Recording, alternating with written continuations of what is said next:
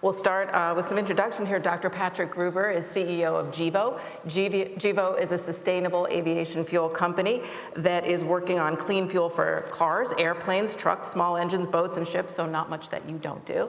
And of course, Pam Fletcher, who is Chief Sustainability Officer for Delta Airlines. But I also want to add that you come to Delta from General Motors, where you were at the forefront of that transition to electric vehicles. So in other words, she knows exactly what she's talking about. I'd like to start with you because you have an announcement today from Delta on sustainability.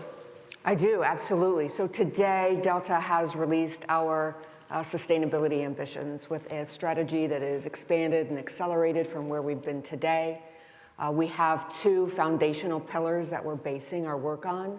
The first one is embedding sustainability in everything we do. And the second is eliminating our climate impact from flying. And so if you think about embedding sustainability in everything we do, that's very much part of the Delta culture to really bring the 90,000 plus people of Delta into the mix to help solve this problem.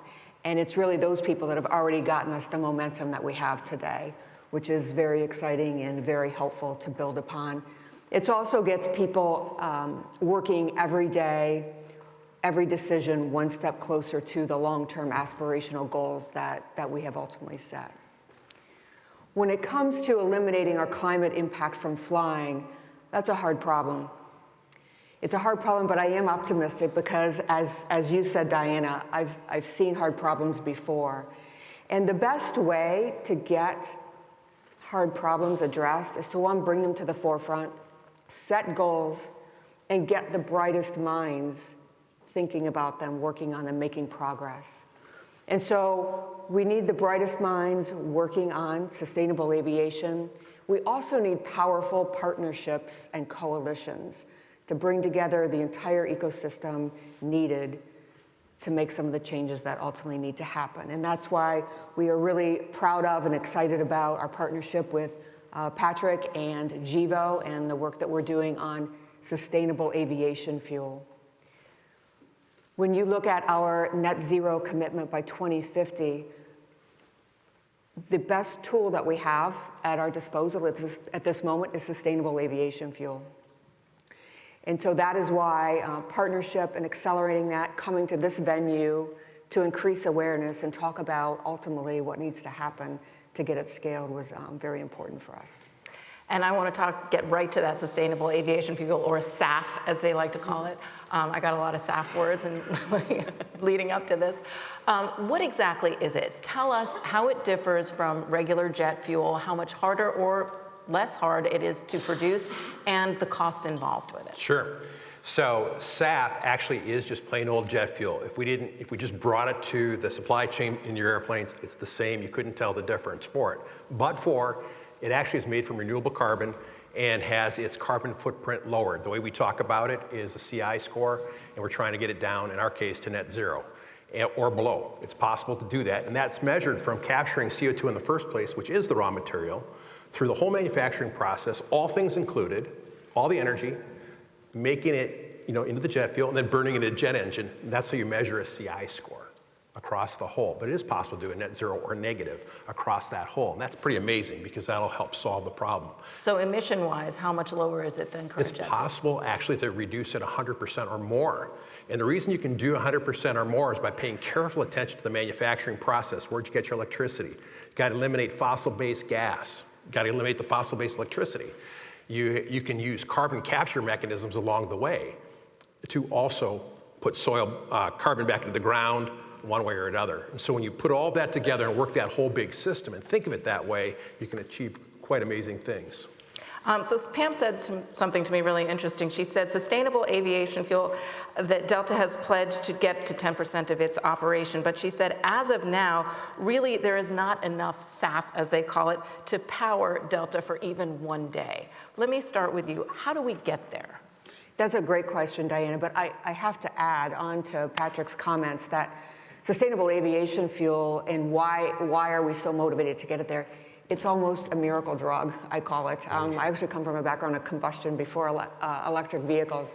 And the fact that sustainable aviation fuel is Jet A that we utilize today, the infrastructure that it takes to transport it from the refiner to the airport, to a blender, to the plane, is dropping. We can use exactly what's there today.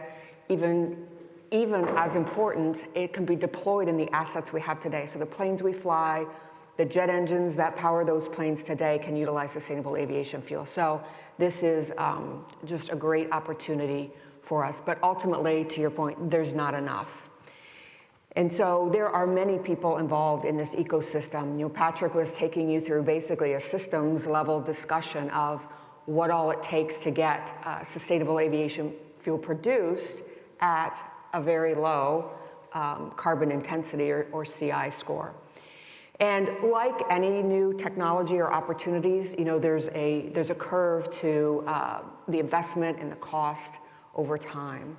And so we really need to bring all the ecosystem players to the table to talk about how each of us can play a role that's outsized from our normal role in the scheme of our industry and our business. So with each of us playing an outsized role is the opportunity to really de-risk this for financiers, for sources of capital. Because ultimately, when we can get to capital that is cost effective, that is affordable, when we can get to additional supportive policy, you know, that's when we'll really see the ability to take on the benefits that sustainable aviation fuel brings us. You know, as a climate correspondent for CNBC, I have the unique position of looking at specifically the intersection of business, investment, and climate. And when you talk about the capital going into it, Patrick, tell us about how difficult or not it is to get the kind of capital you need, the investment, because we're seeing capital pouring into all aspects of the climate trade, whether it's clean energy, clean tech, carbon capture, et cetera. I could name 1,000 of them. But how do we get enough, or is there enough being focused right now on sustainable aviation fuel?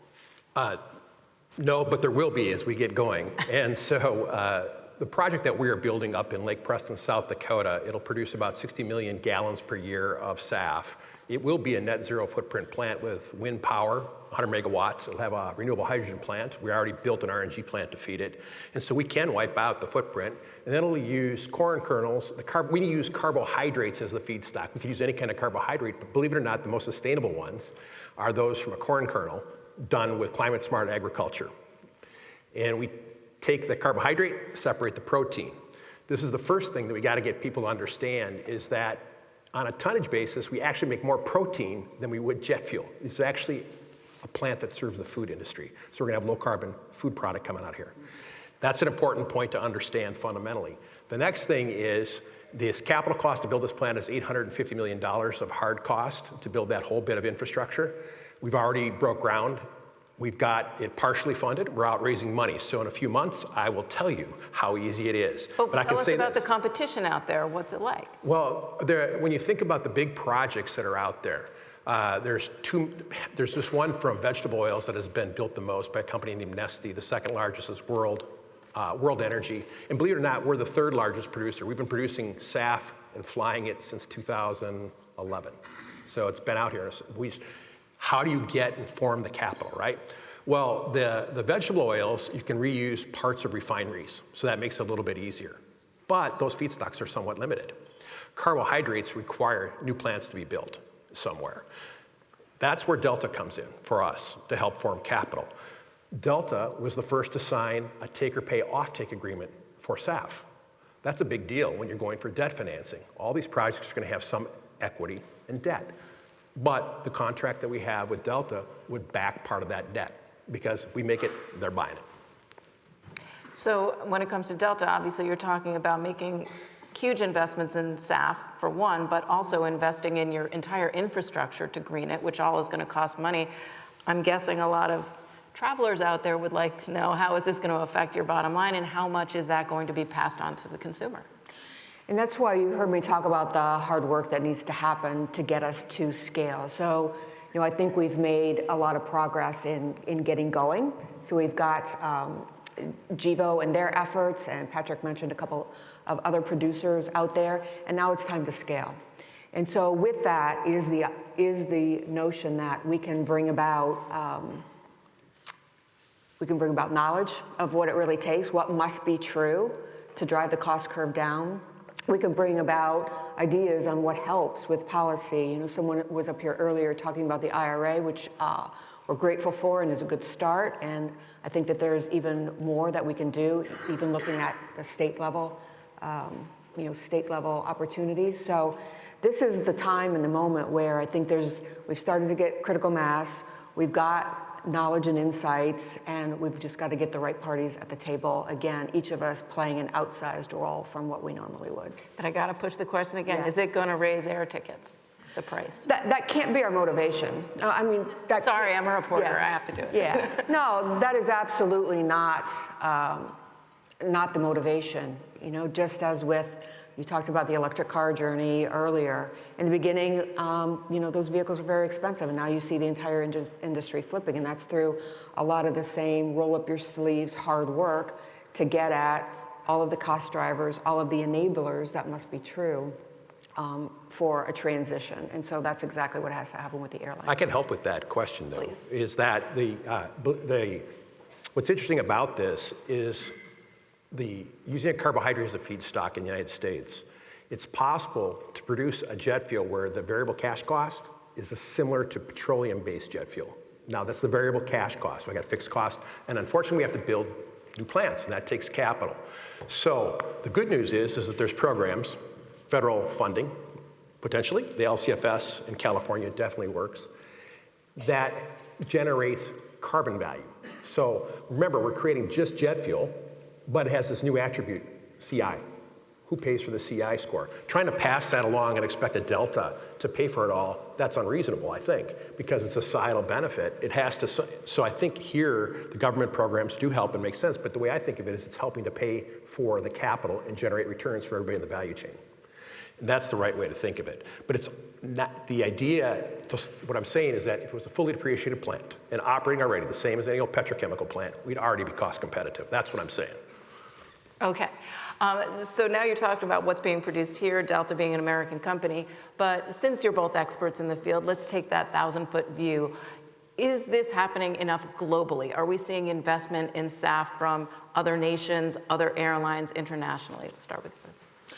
We are. I mean, one of the producers that Patrick mentioned a minute ago is, they're producing in Finland, for example. So you already see it. You see there are certain mandates, in European countries for production that has to occur. And so different schemes in different locations, but you see production already started in other parts of the world. Are there U.S. mandates or no? Not yet. No, Should there be? So the IRA is something that we like a lot more than the mandate approach, because that really allows the people that are putting skin in the game already help to do more. And from a consumer's point of view, obviously it's a cleaner jet fuel. Everybody might be asking, is it safe? Well, interestingly enough, this thing, it took 6 years to get it qualified and certified by the FAA, and the ASTM is the big testing society, that it really is just jet fuel. 6 years, and we flew on every platform there is, and even helicopters and all the military. And so it's been tested and tested and tested. We've been selling it commercially in small scale since 2016. And so, yeah, it's safe. Virgin Australia flew 1 million kilometers with our fuel. So yes, it works. And you all have flown on our fuel. And We have. yeah, so it works. And so the thing that's amazing about this is CO2 from the atmosphere made into Jet A, kerosene. And how much would you say that corporate travel and this drive toward ESG is helping to push this at Delta? So the corporate travelers are hugely important to us, as all of our customers are. And we're proud to say that we've got great corporate partners. Many of them also have net zero ambitions, and so that is an opportunity to partner. And so one thing that all of you can take back with you next week when you go to the office or Zoom into the office or however you do it, is ask the people responsible for your travel. Are you participating in any sort of a SAF program to spur this? Because ultimately, Whether it's your scope 1, your scope 3 emissions, there's an opportunity to be part of this transition and really jumpstart it. And corporate travel, because they have certain mandates within a lot of corporations for SG, for their investment, for their travel. But what about when it comes to consumers? Do you think that consumers are going to say, well, if this airline is flying more sustainable, with more sustainable aviation fuel than, say, another, that 10 years from now they're going to be choosing their airlines based on that, based on certain other companies, that they look toward more green companies? So we know a majority of customers make decisions about purchases based on, I should have said that differently.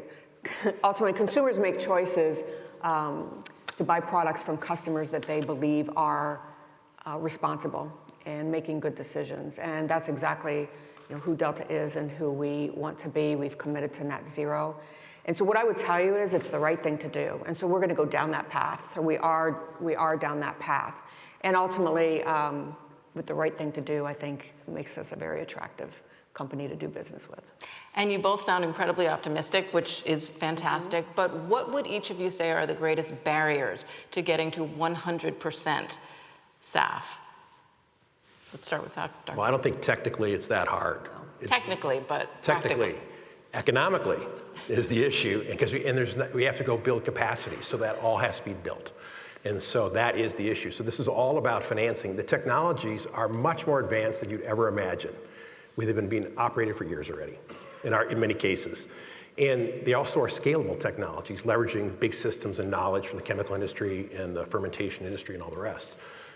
Putting it all together, wrapping it around renewable energy to lower the footprint, because that actually is the biggest contributor, is the energy sources to manufacture something. That's the critical mass that needs to happen, that we need financing for all of that. That's what is going to drive, if we had financing, it'd be easy to drive the growth. That's technically, the problems are solved. We could make Delta the fuel if they wanted it at 100%. That's not even technically that hard. What do you see as the timeline to getting the entire business 100%? There's about 20 billion gallons of jet fuel used in the U.S. today. It's a question of, we use ethanol as an intermediate. It makes a 2-carbon building block. You hook them together to get the right length of chain to make jet fuel. If you did that, there's enough stuff available. You could actually meet the demand in the United States from these renewable resources. You still got to do something about the energy sources, though. And you still have to prove the sustainability of this whole supply chain. So there's work to be done along that, too. The rate limiting step is going to be financing and building plants. That's going to be the rate limiting step. We have a goal of having 1 billion gallons from our network online by 2030. I think that's a doable thing. And that's a good start, not bad. And that'll just get us going. What we're trying to do is show people what's possible, though, because it's game-changing. We're designing a net zero footprint plant, fully off the grid, if we want it to be. And we're documenting from the field, where that stuff's grown, how it's grown, all the way straight through, and making it absolutely transparent the whole way, and making it visible for our partner customers, so that they can see it and have a document to know exactly what happened, how it's manufactured, where, whose farms, where, how, land use, the whole bit, all of it. And Pam, I want to give you the last word on your timeline. Yeah, the sooner the better is from our timeline, because again, this is the best lever for the aviation industry, which is a hard to abate sector. Our approach is going to be to focus on large-scale projects. So let's get scaled. All the great work that's been done by Patrick and Gevo to show that this works. We're through the technical barriers as he has spoken about. So now it's time to look at large-scale facilities and bring those online to really move the needle. Great. Pam Fletcher and Dr. Gruber, thank you so much. Thank you.